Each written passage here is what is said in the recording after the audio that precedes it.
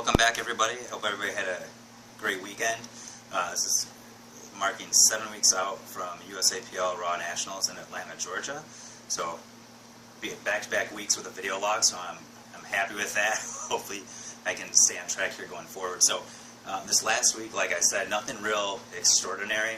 It's a deload week, so for me basically that just entails taking all my workouts, cutting the volume in half. So if I was normally doing, say, a total of 18 sets in a given workout, working sets, I do 9 total working sets.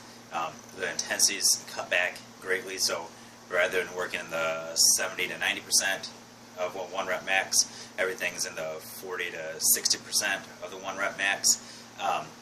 Really the point is just to give the nervous system and the body a break. You know, I mentioned before that I had some of those typical aches and pains sort of creeping up on me, so you know, I had a little bit of tenderness in the right elbow, left shoulder's a little achy, right wrist was bothering a little bit, which the wrist was something sort of new that I don't typically have issues with. And just a little bit overall, just really demotivated, not super excited to train. So the point of the deload is always to give the body a chance to train and recover, assuming you're training hard enough in the first place to warrant that. So for me, usually about every 6 weeks I try to program in a deload period, and by the end of that, the body feels good and don't notice any aches or pains for me personally right now. Shoulder, elbow, wrist all feel good. Motivation is back, ready to hit it hard here for the final 6 weeks. So final 7 weeks, which will be a 6-week high intensity, moderate to high volume, and then we'll taper the very last week going into nationals, which I compete on a Thursday, so it'll actually be sort of modified from what I'm used to doing. Body weight is actually weighed in Saturday morning was actually just under 7 pounds out, so a pound a week, which should not be a problem at all. So staying in a much more comfortable spot. I actually dropped about 2 pounds from the previous week, which is a little bit faster than I'm comfortable with. So, well, actually, the cool thing is we got to bump the calories up a little bit. So we ended up hitting up Fenton Deli, which if you're not from Fenton or you haven't been to Fenton Deli, is amazing. So hit up there for lunch yesterday afternoon to just get some calories back in, as well as hitting up Keto for dinner with a nice big old burrito, the double meat serving, and then Uncle Ray's for dinner with some nice big banana split. So bumped the calories back up yesterday. So my ending calories yesterday estimated right around 6,000 calories. I've been aiming for around 2,700 to 2,800 calories a week since I dropped a little bit faster than is really necessary, and I don't want my strength to drop off with too quick of body weight changes. This week going forward, I'll bump the calories up to about 2,800, so nothing real drastic, but stick with that going forward for the remainder of the week. And the other thing I'd been doing, so the calories had been cut down to the 2,700 range, like I mentioned, for the most part, aside from some one high calorie day the last couple of weeks. And so I've also just been real conscious trying to get extra activity in. With 3 kids and a 4th on the way, there's not a ton of time to just go and do sort of mindless cardio, but what I've been trying to be real meaningful with activity. So, at least 2 or 3 times a week I'll take my 2 oldest boys out, sometimes bring my daughter Maria in a stroller through some hiking trails and stuff. So we'll go out for about an hour, hour and a half. So we'll probably cover about 1.5 miles during those times, since they're slow, sort of looking for bugs and stuff under logs and stuff. So it's a lot of stop and go, but at least I'm out active, moving around rather than just sitting around here at the house. And that's sort of what I've been doing, along with on one extra day at the gym, being a little more conscious, trying to get some extra aerobic and anaerobic conditioning work in, just to burn some extra calories. So that's sort of been the main thing I've done, adjusted, just increased caloric expenditure.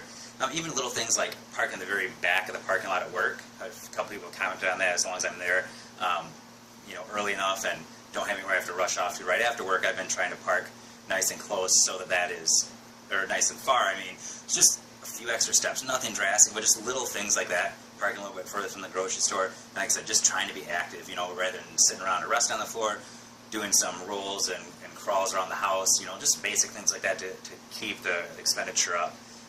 So that was sort of the essence of the deload. Going into this next week, and looking at this next block ahead, not going to lie, it's a little nerve-wracking. I mean, this is, the main goal going forward is to total over 1,400 pounds. A raw elite total for my weight class is 1,475, which I don't think is going to happen at nationals, but that is the goal within the next year, which raw elite classification basically puts you in the top 2% of the human population in the United States anyway, which you can probably extrapolate that to the worldwide population as well, realistically. So coming from a fat, really weak, unathletic kid, that's sort of cool, but it's also sort of nerve-wracking because you're getting into territories that I've never been down that road before. So it is a little scary, and it was sort of reassuring. The last couple of weeks, I've actually seen a couple things that are reassuring about that. I saw Bryce Lewis, competes at 220 nowadays, but he's a world-class power lifter that competes in the USAPL, IPF, that I really respect, and he has an affirmation board that he puts up, sort of some things, and it might sound sort of cheesy and hippie-ish, not really my thing per se, but the last one that he put up, that he posted on his Instagram page that really sort of struck home for me was, scary is good, is one of the things on there, and looking at my, programming. So on Monday will be a heavy squat day, so that's going to look like 16 sets of total squats, hitting volumes and weights I haven't hit before for those reps. So I'm supposed to end, somewhere at the 425 pounds on squats for set 5. And then we'll back it back down after that. But that's unmarked territory for that many reps, and it is a little nerve-wracking saying that deadlift bench, it's all going to be numbers that have never been hit before, and that's the expectation. But it's nice to see somebody at the elite level sort of have those same type of thoughts. Obviously, the fear is part of powerlifting, and that's okay. What we have to look at is, has our training and what we've been doing, warrant that those numbers should be there. And in my case, they have. Looking at the last training block, hit PRs on all my, multiple sets. So multiple set PRs for hitting, 3 sets of 3 or 4 sets of 5 or whatever it was. PRs all across the last training block, which indicates that it should hit PRs on this next training block. So there's no reason to expect that not to be the case. So you sort of have to have faith in the process and faith that the work you've been putting in, the nutrition you've been putting in, and everything is going to warrant those continued progress points. Another person I just posted on shared to the Facebook page, Ray Williams just squatted 975. So he's going for, I think, 1,000 pounds here at Raw Nationals, a super heavyweight, 3-time world champion. And his comments were, he didn't do it with a spotter, which is insane. So 975-pound raw squat. And he said, probably shouldn't have done that. Won't do that again without spotters. But just sort of insinuating that he was scared to do that. But sometimes that fear, that heightened sense of awareness, the heart pounding out of the chest, the adrenaline, that sort of helps actually in the performing those crazy feats. And so everybody gets scared at a certain point when you've been doing this long enough, the same lifts, trying to get heavier and heavier and heavier. Fear does creep in. That's not necessarily bad. It doesn't mean you're weak. It doesn't mean anything's wrong with you. That's a natural human reaction.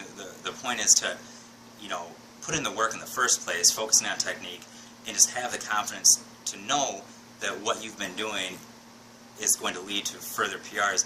And on that same note, making sure that what you've been doing warrants the attempts you're making. So don't go for a 50-pound PR, go for a 5-pound PR, a 10-pound PR, depending on how your warm-up sets to that feel. You want to make sure your training makes sense leading up to that point. And the last other thing that I didn't mention on the last video log that I sort of wanted to touch base on, was as we're getting close to the due date here of our 4th child, baby Samson. He should be due here anytime in the next week or week and a half. We already had 2 sort of false alarms going into the hospital this last week, one of which, ended in, me getting 2 hours of sleep that night. And luckily it was a deload week, so it didn't really throw things off too much.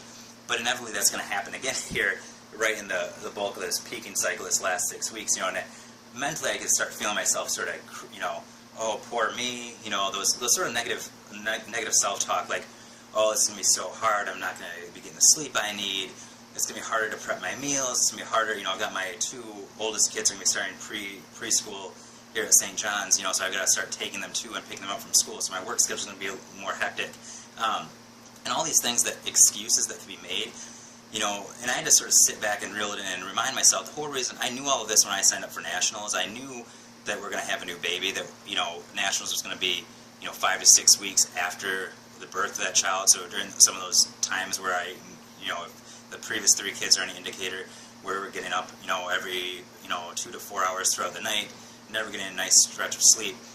And I knew all of this, and I signed up with this, wanting that challenge, wanting to prove that I could still go and hit PRs and still total 1,400 pounds, and still compete with the best in the nation. So I did that for a challenge, and I have to just remind myself of that, because I think too often it's really easy, to make excuses and throw pity parties, for our circumstances when things are challenging. But I always tell everybody, and I have to remind myself too, there's always somebody doing more with less. There's always somebody making better use of their time.